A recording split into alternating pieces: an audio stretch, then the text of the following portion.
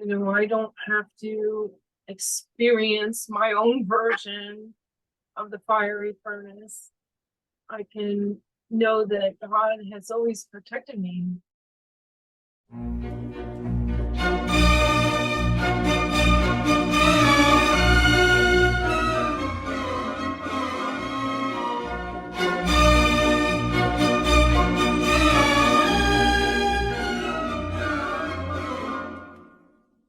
Welcome to interview number 24 of Whatever. And today we have another special guest, a dear friend, Eileen Case. Eileen, how are you today? I'm good. How are you? I'm doing great. Thank you for joining me. So Eileen, where are you from? Well, I'm from Riverside, Connecticut. I've lived all over Connecticut, and also I lived temporarily in the Bronx. So And where do you live now? I live in Riverside, Connecticut. So back in Riverside. And what do you do? I'm a Christian Science nurse, and I work out in the field. That's awesome. You're probably like the fifth or sixth Christian Science nurse that we've had on here. And I'm going to tell you exactly what I told all the others, that you guys are the unsung heroes of our movement. You don't get enough credit for the things that you do and the healings that you witness. So I'm grateful for you to be on and grateful for what you do. Thank you. Well, it's my pleasure. I enjoy it immensely. It's truly a blessing. I can imagine. So Eileen, did you grow up in a Christian Science Sunday school, or did you come to science later in life? I grew up most of the time in the Christian Science church. I went to Sunday school, and I always loved all the Bible stories. I felt like sometimes I was even living them in my daily life, and they were always so inspirational to me, and helped me get through many healings. Awesome. So can you describe to us one of those healings that you had early on? Yeah, when I was a teenage girl, I used to play capture the flag football with a bunch of kids in the neighborhood. And there was one particular day we were having a block party, and I happened to run into a charcoal grill. Ooh. And I had my clothes set on fire, and my hair set on fire too. And I just dropped to the ground and rolled like I had been told to do if that ever happens. And when I got up, I just felt calm, really calm, and like God was just giving me that calm within. And I told my mother, I just need to go home and pray. And she could tell how calm I was. And so she was trying to reassure everybody around us that we were going to just go home and pray and everything was going to be fine. And so I went home, and in the Bible lesson that week, there was a story of Shadrach, Meshach, and Abednego. Oh, wow. Okay. And so I studied that story, and I had remembered doing a class on, I guess it was home economics or something like that, for sewing and textiles. And she had said, back in biblical days, clothing was very flammable. And so I was thinking about how Shadrach, Meshach, and Abednego were in these clothes that were probably very flammable, and they had a lot of clothing on. And the furnace was actually made even hotter than it was supposed to be originally. Right. So I was like, okay,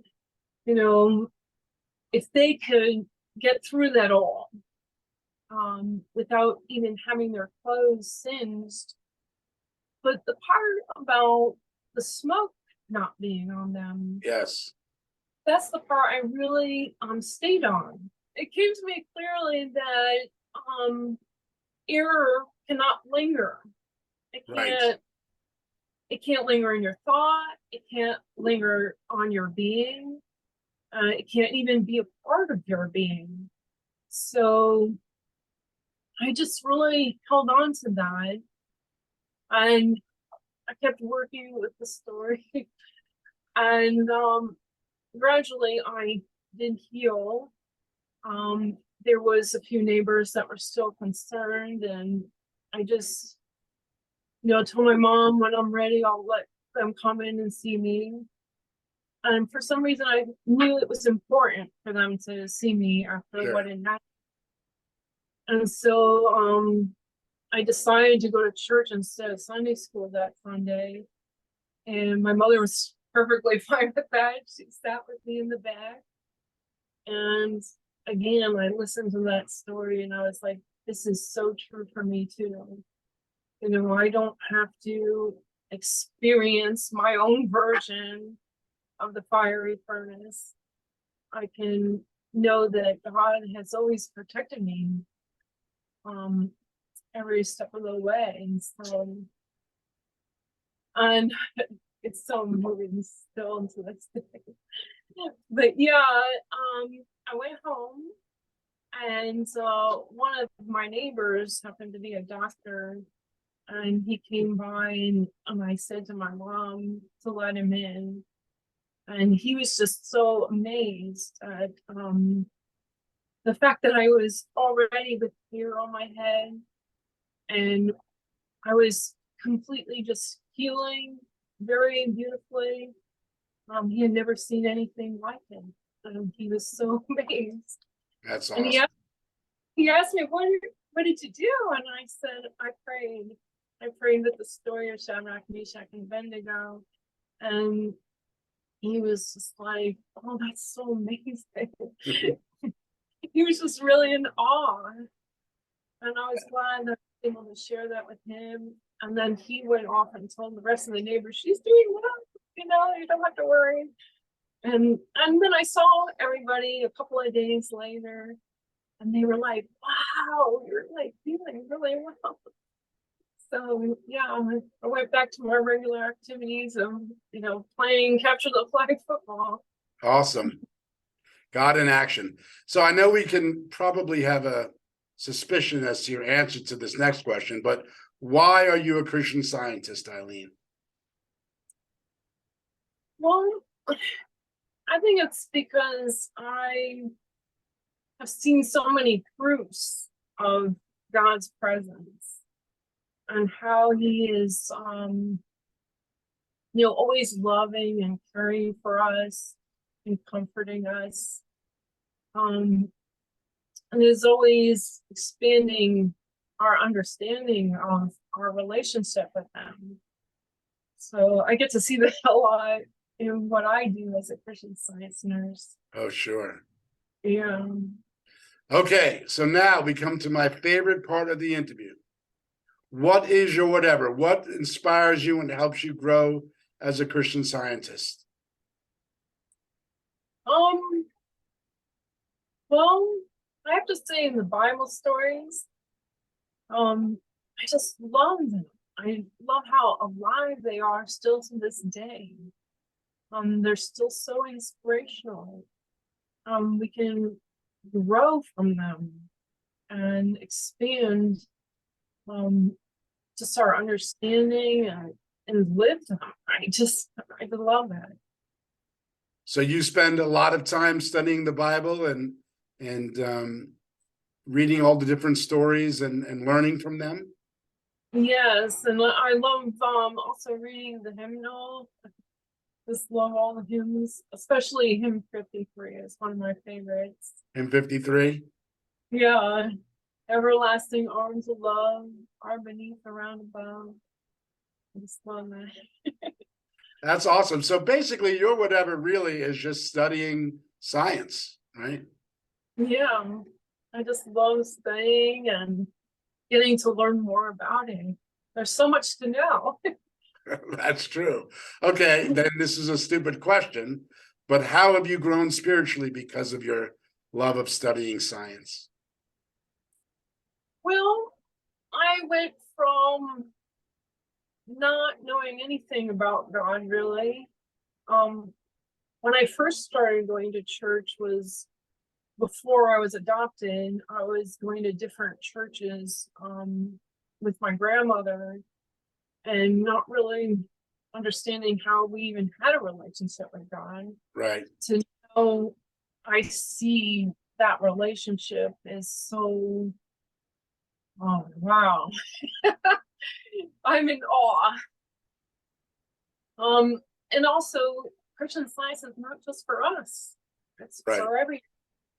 And I had an experience actually when I was back in the Bronx of that, where I had been speaking with Joan at Pirate's house in our office, and God said, "You need to go to the elevators." And so I went, and the first elevator came, and I thought maybe I should go on there. And God said, "Nope, that's not the elevator." And the second and third one. And then when the fourth elevator came, that's the one I was supposed to go on. He goes, "This is the one, get on." And I went on, and I started speaking to this gentleman there, and he was kind of like sickly looking Yes, and very sweaty. And I was like, "Father, what am I supposed to do?" And all of a sudden he collapsed, and I put my arms around him, and God really guided me to help him in the elevator from banging his head or hurting himself in any way. And so this happened several times where he was up and down, up and down. And I eventually said to him some truths. I told him, God is just wrapping his arms around you. He's loving you. He's holding you right now. You're safe. You're secure. And then eventually I asked him, do you want to say the Lord's Prayer together? And he was like, yes. And so we said the Lord's Prayer together. And I didn't know where he lived. So I said, "God, where am I supposed to take him?" And he said, "Go to the front lobby." So I went to the front lobby, and I think one of the doormen, Anthony, was there. And I said to him, "I need some help over here. I don't know where this gentleman belongs." And he came over and he was like, "Do you think I should call 911?" And I said, "Yes, go ahead." Because I knew that this gentleman was not a Christian Scientist. right, right. And I knew this was the right action for him. So he eventually had the paramedics come, and there was a whole crowd of people. And I was told that he had this human history of having heart attacks. And I was like, no, I'm not going to get into that human history. There is no human history here. And as soon as I stomped my foot down, because I was trying to really have that firmly in my thought, the crowd just dissipated so the paramedics could get through, and they took care of him. And I just kept saying the scientific statement again to myself because I knew it was helping him. I knew Yes, it was healing him. Because he had mentioned he needed to go to a very important meeting. And so he went off, and then I found out a couple of weeks later that he was able to get to a business meeting on time, but that the doctors found nothing wrong with him. He was well, and so they just let him go. And I was so grateful for that because, it's a perfect example of how Christian Science is for everyone. It's not just for us Christian Scientists, and that we can share Christian Science in our lives with everyone. that is so awesome, Eileen. That is an example of you being out there, your dedication and your hard work to serving God and understanding science and listening. And that's a great example for the rest of us. Thank you for for sharing that with us, and thank you for your interview. This has been wonderful. Is there anything else you'd like to say to our subscribers before I let you go?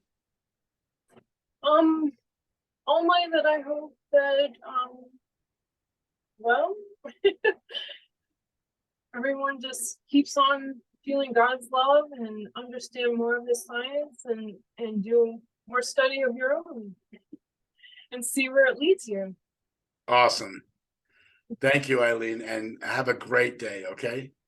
You too. Thank you so much for having me on. Of course.